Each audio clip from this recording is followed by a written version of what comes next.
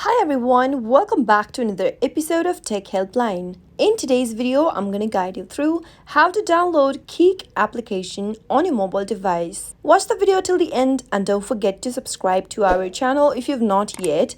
Press the notification bell icon so that you'll never miss another upcoming upload from us. To download Keek Messenger application for your mobile device, open up your App Store or your Play Store and in the search box, type in KIK and search. You'll be able to find the application displayed in the search result on the next page. Tap the Get button right next to the app to begin the downloading process. Now, your application should begin the downloading process. Wait until the app gets downloaded on your mobile device, which is a quick process. Keek Messenger is a free app that lets you easily communicate with all of your friends and contacts. You can send them text messages, pictures, and chat with them in real time. Once the application completes the downloading process, you'll be able to see an open button. Give it a tap to launch the app open, and that's how you can easily download Keek Messenger app on your mobile device. Pretty easy, isn't it? I hope you found the video to be helpful. If it was, go ahead and give us a thumbs up. I'll be back soon with more videos like this. Thank you for watching.